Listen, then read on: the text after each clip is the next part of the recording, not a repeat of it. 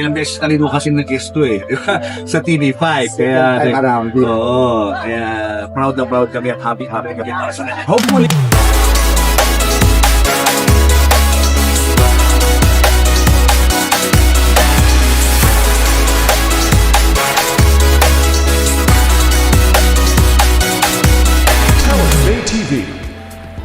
May away kami. Ayun yung mga tayo nakita nyo ako sa news na nasa kami.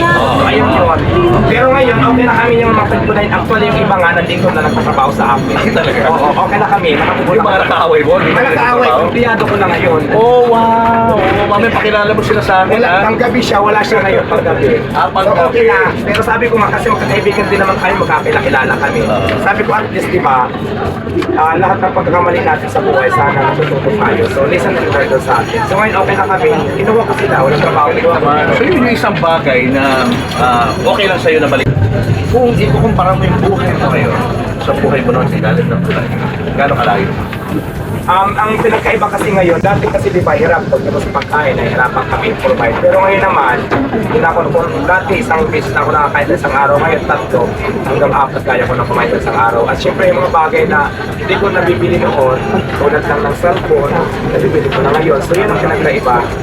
So hindi pa naman ako mayaman, pero okay naman kahit paano, di ba? At yung gusto kong piliin para sa sarili ko, nabibili ko naman at nakakatulong pa ako hindi lang sa akin, sa mga taong umaasa lang sa akin dito ngayon sa tindahan ko at sila sa family ko. So yun. At meron ka lang nagiling kotse, di ba? O yung kotse ko naman, ano lang yung second hand lang naman yun. Pero at least, di ba, sabi ko nga, bike lang ang sasakyan ko dati, nakabila ko ng kotse, di man brand new, pero second hand. Okay na yun, at least may kotse, di ba? So, may experience ko man lang yung makabili ng kotse. So, kahit second hand, okay na masaya na ako. So ginagamit mo pa rin yung kotse na yun? Kaya ginagamit ko naman sa service, tapos minsan pagpagod na ako dito, doon ako natutulog. Kaya yun talaga naman ang target ko na ako bumili. Kasi dati, pagpagod na ako, natutulog ako sa gilid ng tindahan ko. Hindi ako masyadong safe sa mga gamit.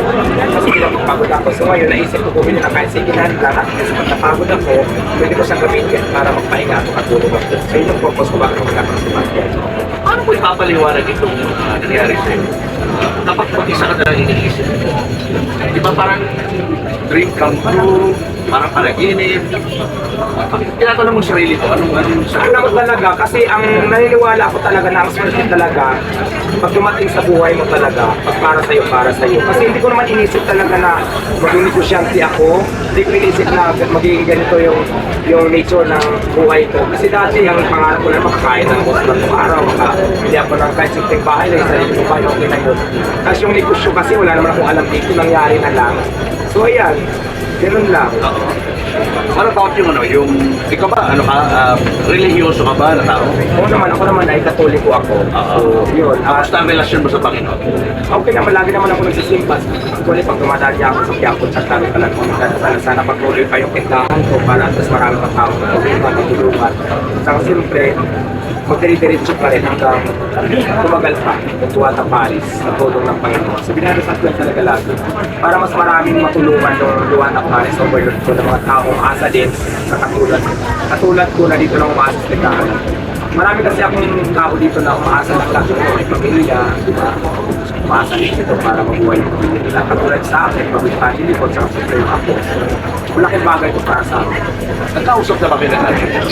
Oo naman ang mother ko, actually galing ng province kasi may dahil nanay ko 74 na.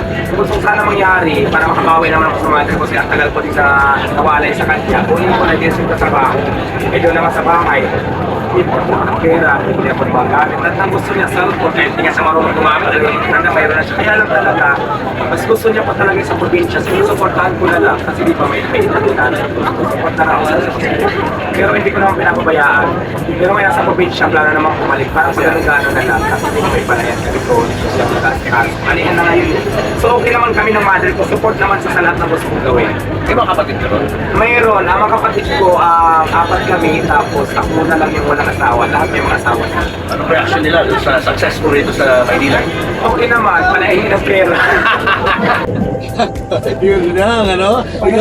Biglang dumami ka Paano ba? Sabi ko, di ba tayo mayaman? Bigla lang ako bumanda, pero yaman hindi pa. Magpapayaman pa lang tayo. Ang tatay mo, buhay pa ba? Wala na, tagal na tatay. Ano lang pala. Wala na wala. So sa probinsya, ano ka, parang hero ka na ngayon doon.